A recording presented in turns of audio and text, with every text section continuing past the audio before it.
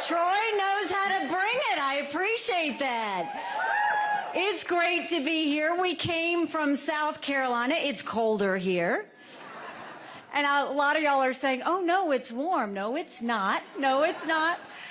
No, it's great to be here. You know, when I look at what we're dealing with in the country, I'll tell you kind of where I come from. Is when I first became governor, we were having hard times, much like we're having today. We had double-digit unemployment. We were 11% unemployment. We had thousands of people on welfare, and South Carolina was the butt of the jokes. And we got to work, and we rallied. And by the time I left being governor, we were building planes with Boeing. We were building more BMWs than any place in the world. We brought in Mercedes-Benz. We brought in Volvo, 5 international tire companies. And yes, Mark, they were referring to us as the beast of the Southeast. We moved that 11% down to 4%. We announced jobs in every county in the state. We passed tort reform. We passed pension reform. We cut taxes. We built up our coffers. We paid down our debt. But we also acknowledged some truths. We said, if you got to show picture ID to buy Sudafed, if you got to show picture ID to get on a plane, you should have to show picture ID to protect the integrity of the election process. We passed voter ID in South Carolina. We passed the toughest illegal immigration law in the country. President Obama sued us over it, and we won. And by the time I left being governor, we were named the friendliest state in the country, the most patriotic state in the country, and the #2 state in the country people were moving to. And then I went to the United Nations, and I made a point to tell countries what America was for and what America was against. I didn't care if they didn't like me, but I wanted them to respect America. Now we look at the situation we have in our country, and these are not good times. We're $34 trillion in debt. We're having to borrow money just to make our interest payments. China owns some of that debt. And for the first time, we're paying more money in interest payments than we are in our defense budget. You know who notices that? Russia, China, and Iran. And I would love to tell you that Joe Biden did that to us. But I've always spoken in hard truths, and I'm going to do that with you today. Our Republicans did that to us too. You go back and look at Donald Trump put us $8 trillion in debt in just 4 years. And Republicans doubled down and continued spending. Look at the $2.2 trillion COVID stimulus bill that they passed with no accountability. They expanded welfare that's now left us with 80 million Americans on Medicaid, 42 million Americans on food stamps. And did they try and make it right? Nope. Congress doubled down and opened up earmarks and pet projects for the first time in 10 years, pushing through 7,000 of them last year.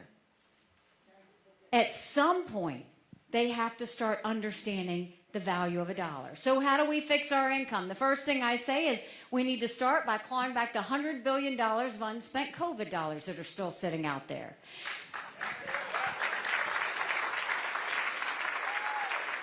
Instead of 87,000 IRS agents going after middle America, let's go after the hundreds of billions of dollars of COVID fraud. 1 out of every $7 was spent fraudulently. If 8% of our budget is interest, quit borrowing, cut up the credit cards. You have to balance a budget every day. I had to balance a budget as governor.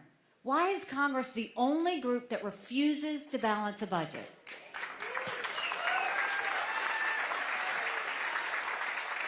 We'll stop the spending, we'll stop the borrowing, we'll eliminate their pet projects, and I will veto any spending bill that doesn't take us back to pre-COVID levels. That will save us trillions.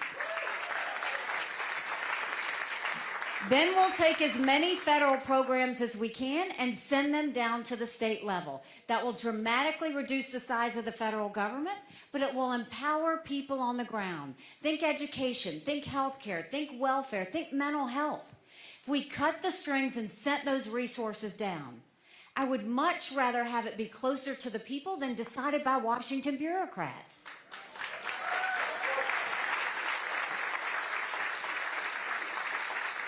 And then we're watching the rich get richer and the poor get poorer. We need to open up the middle class. So we want to cut taxes on the middle class, simplify those brackets. We want to make sure we eliminate the federal gas and diesel tax in this country. And we want to make small business tax cuts permanent. Small businesses are the heartbeat of our economy.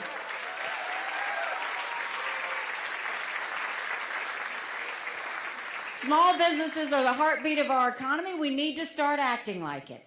And let me tell you, acting like it is not doing what Joe Biden is doing with these electric vehicles that are happening right now. Think about what he did. He sent all of this corporate welfare to companies, telling all of us that we have to drive electric cars by 2033. Now, what about the fact that maybe we don't want to drive an electric car? Have you seen how expensive they are? We should have the freedom to decide what we want to buy. But more than that, you just did this when 70% of the batteries in electric cars are made by China. So you just took all of our taxpayer money and you're sending it to China? Think about what that says. And so all of this debt under Trump has just gotten bigger under Biden. And you know, Congress has one job, just one job, and that's to make sure they give us a budget on time. Do you know Congress has only given us a budget on time 4 times in 40 years? You know what I say about that? When I'm president, they don't give us a budget on time, they don't get paid, period.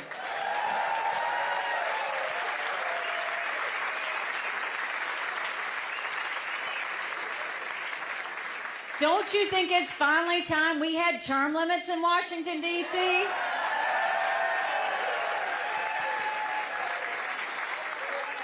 Don't you think we need to have mental competency tests for anyone over the age of 75?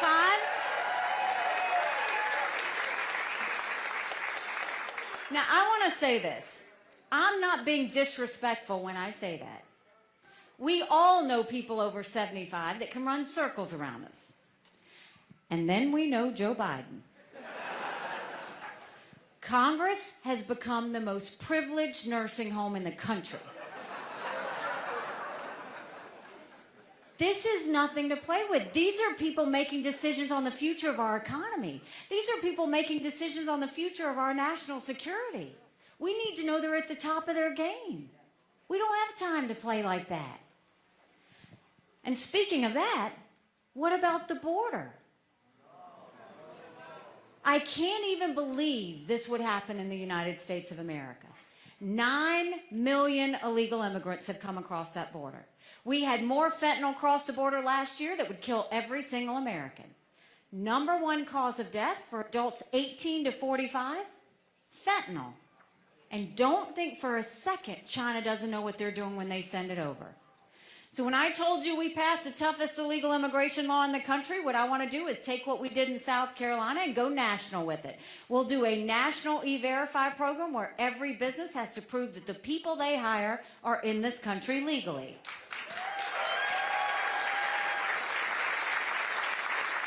We will defund sanctuary cities once and for all. No more safe havens in America. We'll put 25,000 Border Patrol and ICE agents on the ground and let them do their job. We will go back to the Remain in Mexico policy so that no one even steps foot on U.S. soil.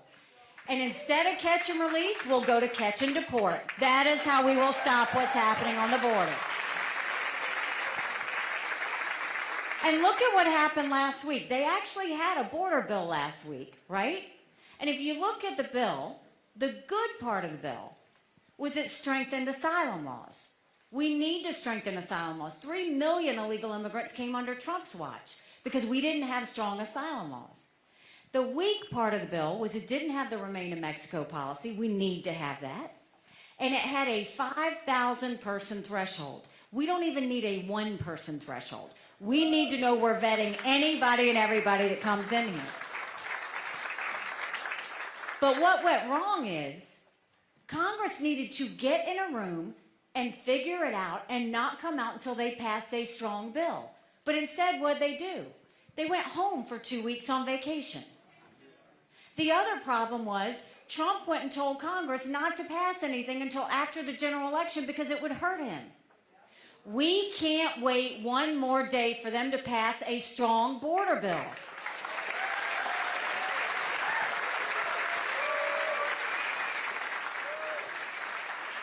Congress needs to get in a room and figure it out, and Trump needs to stay out of it, period.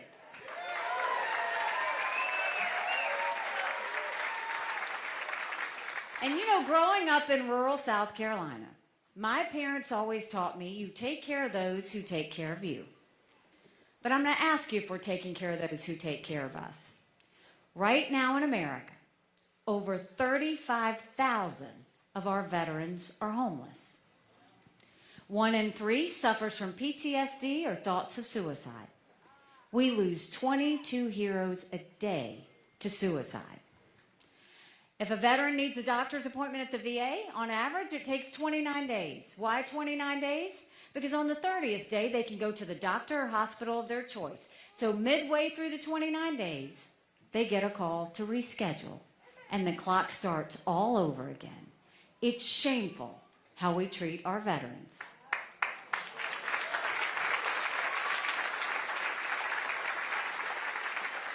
Now, I'm the proud wife of a combat veteran who served in Afghanistan.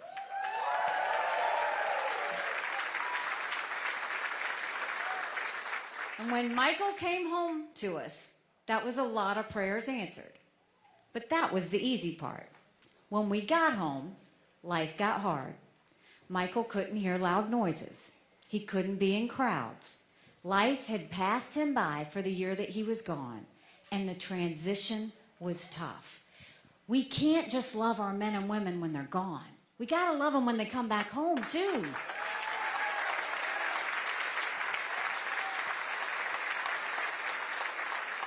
We need to do more than just the 2-week transition. We need to take care of them for the long haul. And that means having telehealth so they can get the mental health care they need right when they need it. They should be able to go to the doctor or hospital of their choice. They've earned that right.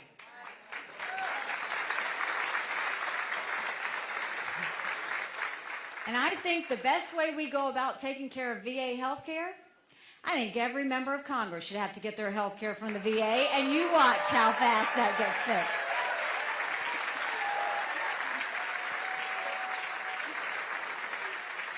It'll be the best health care you've ever seen, guaranteed. But talking about the military, let's talk about national security. The world is on fire, literally. You've got a war in Europe. You've got a war in the Middle East. You've got North Korea testing intercontinental ballistic missiles capable of hitting the U.S. You've got China doing cyber attacks on our infrastructure. And you've got Russia, who's now doing blinding satellites, that if a missile were to come, we wouldn't see it, and that they could take out our infrastructure. But make no mistake, none of that would have happened had we not had that debacle in Afghanistan. The idea that Michael and his military brothers and sisters who served there had to watch us leave Bagram Air Force Base in the middle of the night without telling our allies who stood shoulder to shoulder with us for decades because we asked them to be there. Think about what that said to our friends. More importantly, think about what it said to our enemies. And now you look at the situation that the Republican Party is putting us in and that Donald Trump is encouraging, and it's this isolationist approach. America can never be so arrogant to think we don't need friends.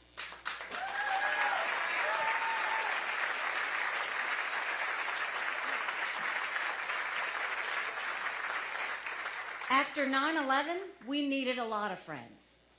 And what you're seeing now is Joe Biden's putting his head in the sand, trying not to deal with any of it, which is causing more harm.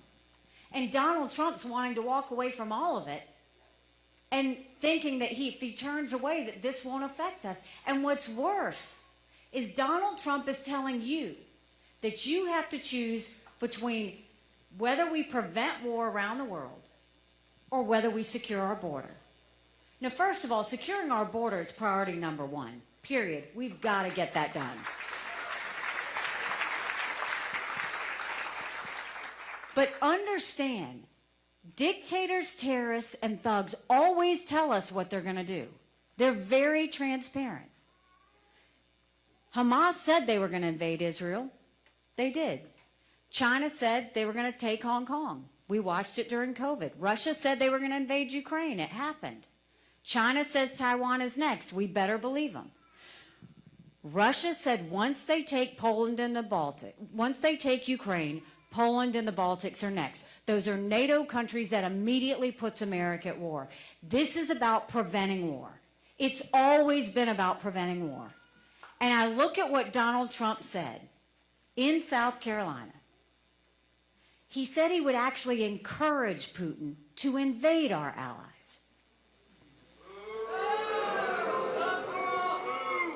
Think about that for a second.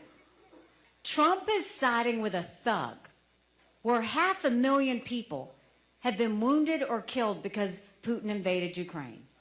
Trump is siding with a dictator who kills his political opponents. Trump is siding with a madman who arrests American journalists and holds them hostage.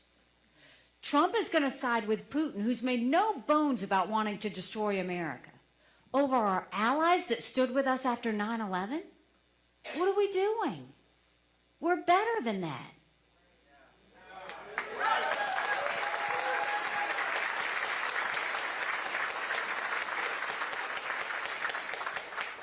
When it comes to national security, a leader has to have moral clarity.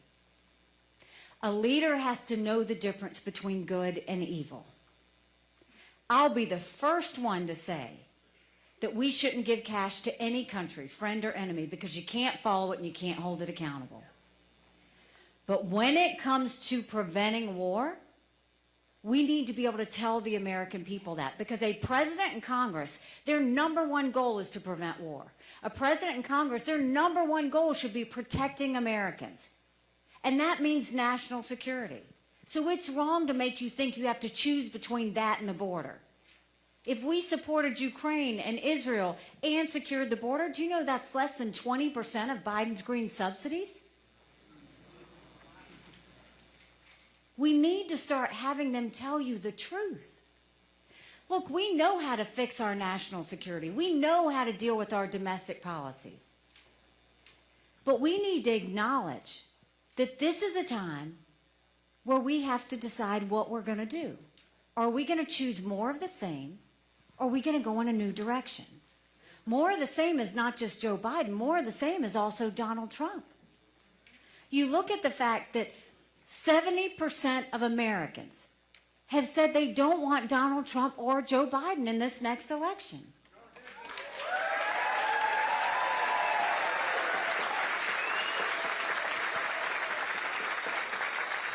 The majority of Americans dislike Donald Trump. The majority of Americans dislike Joe Biden. 60% of Americans think Donald Trump and Joe Biden are too old to be running for president.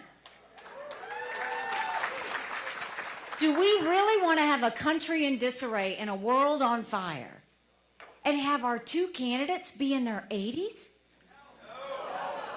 Because we need someone who can put in 8 years of hard work, day and night, focused on real solutions for the American people, not vendettas, not drama, just results for the American people. That's what everybody wants.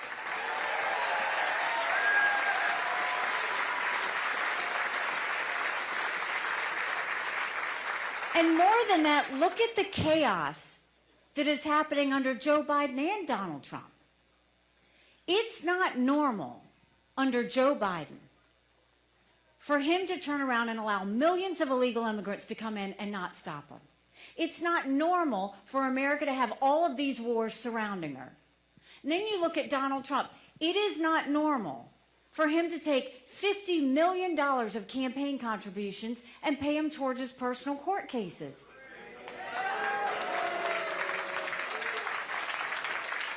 It's not normal for Donald Trump to mock the military. It's not normal to have Joe Biden calling Trump supporters fascists and for Donald Trump to call Joe Biden supporters vermin. Think about that. But more than that, what I'll say to Republicans is we can want, and I know all of you want, to change the direction of our country. And we can want that all day. But that is not going to happen if we can't win. And you look at any of those general election polls, any of them. There's a new one that came out from Marquette this week. Donald Trump and Joe Biden, margin of error. Another nail-biter of an election. I'm in that same poll, and I defeat Joe Biden by 18 points.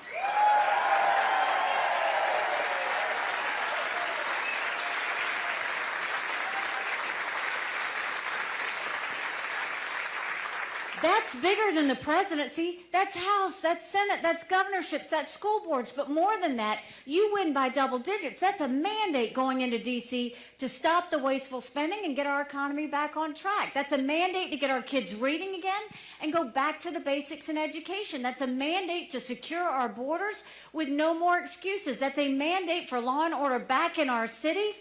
And that's a mandate for a strong America that prevents wars that we can all be proud of. Don't you want that?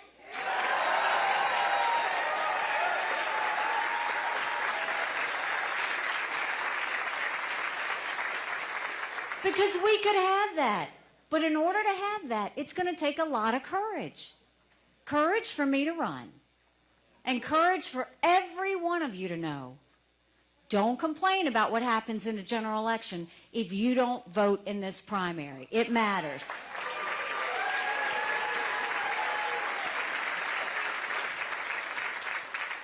You know, 8 months ago, I dropped my husband Michael off at 4 a.m. for another year-long deployment. And I watched him and 230 soldiers pick up their 2 duffel bags of belongings to go to a country they'd never been, all in the name of protecting America. They're willing to sacrifice their lives and their families because they still believe in this amazing experiment that is America.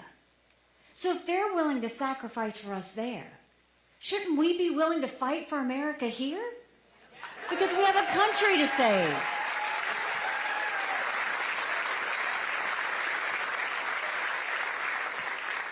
And if we have a country to save, we need to look at the 3 warning signs that are facing us.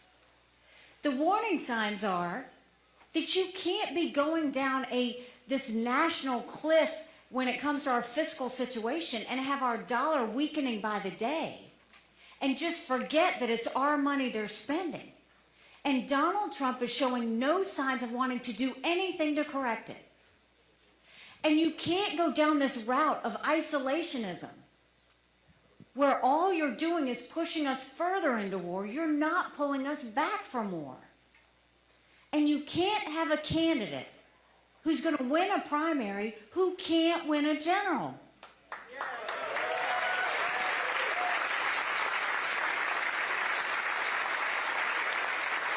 You look at those first early states. They can say Donald Trump won. I give him that. But he, as a Republican incumbent, didn't get 40% of the vote of the primary.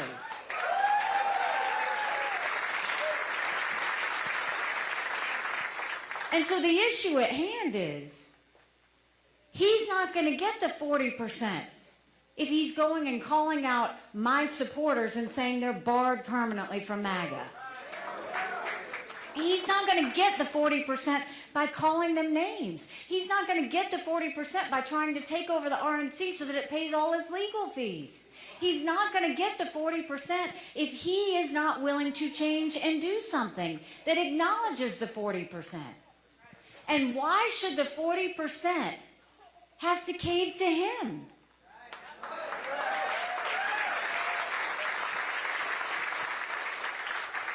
We're talking about the heart and soul of our country, truly. And look, I'm not doing this for me. I'm not doing it for a political career. I'm doing this for my kids and all of your kids and grandkids. Think about what they've been through. They've gone through COVID, which was devastating.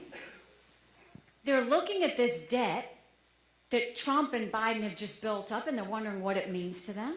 They're wondering if they're ever going to be able to get a job or own a home. They're wondering how they're going to make ends meet. And they're fearful of war breaking out.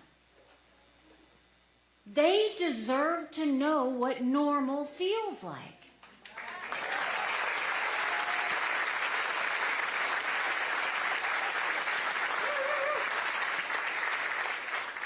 You know, I talked about the successes that we had when I was governor in South Carolina. But I'll also remind you that we had a lot of challenges and crises. We had multiple hurricanes. We had a 1,000-year flood. We had a school shooting. We had the shooting of Walter Scott by a dirty cop.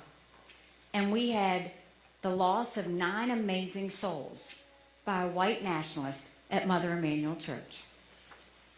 Any one of those could have brought South Carolina to her knees. Those were on the heels. The Walter Scott shooting and the Mother Emanuel shooting were on the heels of Ferguson. And when you turned on the news, there were cities on fire all over our country. But South Carolina didn't burn. We didn't have riots. We had vigils. We didn't have protests. We had prayer. The tone at the top matters.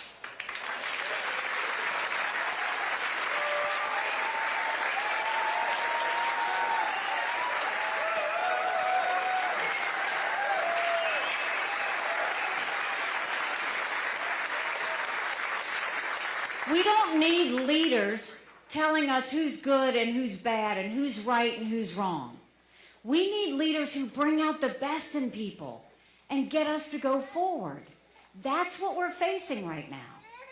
And so I'll tell you what I've said as we go through these elections, and when you think about Michigan going to vote, all of you know people who are general election voters.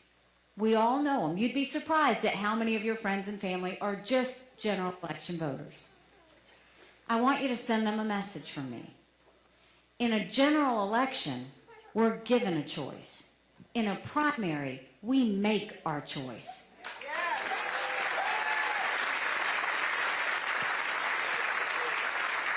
Now is the time that we need to make our choice. Because our voices are loud. They may act like they're bigger. They may act like they are the right way to go. But when you know what you're saying and feeling and thinking is right, don't walk away from that. I'll take the cuts. I'll take the bruises. I'll go through the pain. Because I know that sometimes the best things require the pain. That's how you get to the blessing. That's how you know to appreciate the blessing. But we all have to be willing to go through that together, because that's what this is about. When I announced, they asked me why I was doing this. And I said, you know, my parents came here 50 years ago to an America that was strong and proud and full of opportunities. I want them to know that country again. I'm doing this for Michael and his military brothers and sisters because they need to know their sacrifice matters. They need to know that we love our country. I'm doing this for my daughter who just got married, and I saw how hard it was for her and her husband to buy a home. The average home buyer in America now is 49 years old. The American dream is leaving them. And I'm doing this for my son who's a senior in college. And I am tired of watching him write papers of things he doesn't believe in just to get an A. That's not us. That's not America.